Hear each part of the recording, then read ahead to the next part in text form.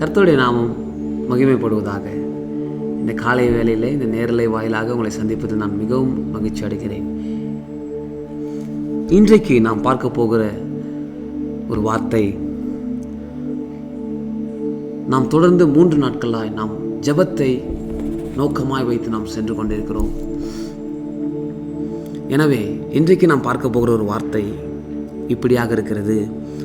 முதலாவது அவருடைய திட்டத்திற்காக நாம் ஜெபிக்கிறவர்களாக இருக்க வேண்டும். உங்களுக்காக இந்த இடத்திலே ஒரு வசனத்தை நான் கோடிட்டு காண்பித்து கொடுக்க விரும்புகிறேன். லூக்கா எழுதின சுவிசேஷம் 12ஆம் அதிகாரம் 31ஆம் வசனம்.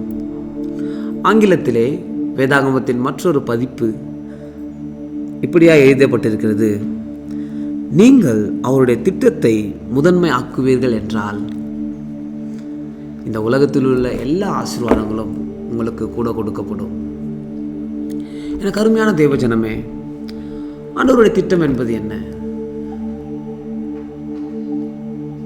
உலகெங்கிலும் போய் சகல ஜாதிகளையும் சிஷ்யராக்கி பிதா குமார் பரிசுத்தாவின் நாமத்தினாலே அவர்கள் ஞானஸ்தானம் கொடுத்து அவரை சிஷ்யர்களாக்க வேண்டும்.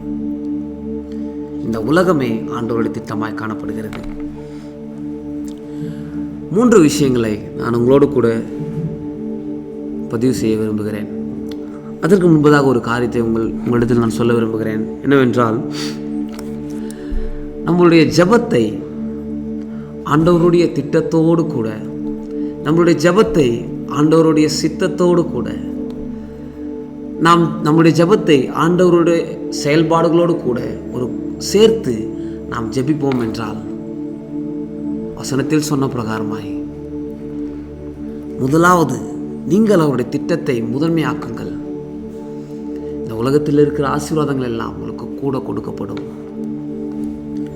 3 காரியங்கள் நான் உங்களுக்கு சொல்ல விரும்புகிறேன். முதலாவது, உலக ரட்சிப்புக்காக நாம் ஜெபிக்க வேண்டும்.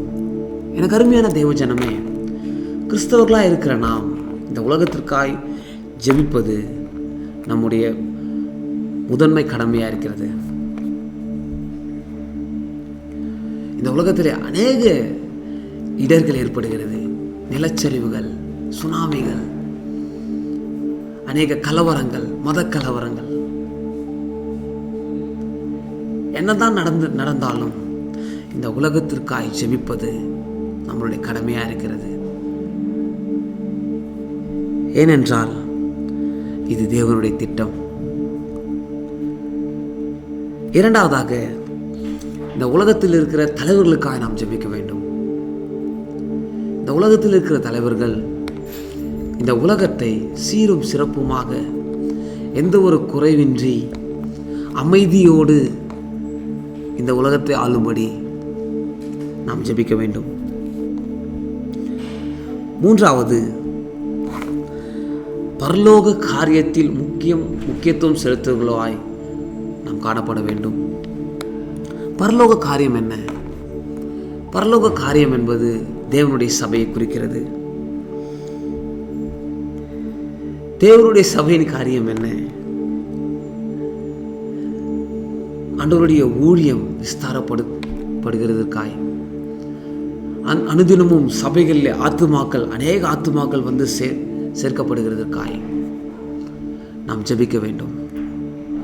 எனவே எனக்கு அருமையான தேவ ஜனமே, இன்றைக்கு இந்த 4வது நாள் நான் உங்களிடத்தில் சொல்ல வேண்டிய ஒரு காரியம் என்னவென்றால், நம்முடைய அன்றாட வாழ்க்கையிலே ஜெபமே நம்முடைய வாழ்க்கையாக இருக்க வேண்டும். நாம் ஜெபிக்கும் போதெல்லாம் முதலாவது அவருடைய திட்டத்திற்காக நாம் ஜெபிக்கணும். உங்களுக்காக நான் ஜெபிக்க விரும்புகிறேன். கண்களை மூடி நாம் ஜெபிப்போமா? பரிசுத்தம், கிருபையும் இரக்கமும் நல்ல தகப்பனே, ஆசீர்வதிக்கப்பட்ட இந்த நல்ல வேலைக்காக நன்றி செலுத்துகிறோம் அப்பா.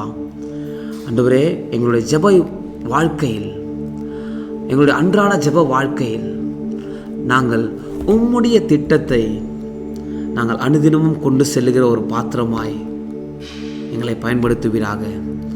எங்கள் கர்த்தர் உதவி செய்வீராக. இந்த உலகத்திற்காய், இந்த உலக தலைவர்களுக்காய், பரலோக காரியத்தில் நாங்கள் ஒரு பங்காய் நாங்கள் அனுதினமும் எங்களுடைய ஜெபத்தில் ஜெபிக்க கர்த்தர் உதவி செய்வீராக. ஆண்டவரே, இந்த ஜெபத்தில் கலந்து கொண்டிருக்கிற ஒவ்வொருவரையும் கர்த்தர் நீர் பேர் பேராய் தொட்டு கர்த்தர் நீர் ஆசீர்வதிப்பீராக. பாதுகாத்து கொள்ளும், வழி நடத்தும், மீட்பரும் ரட்சகரமாக இருக்கிற இயேசு கிறிஸ்து நாமத்தில் ஜெபிக்கிறோம் ஜீவன் தன் நல்ல பிதாவே. ஆமென்.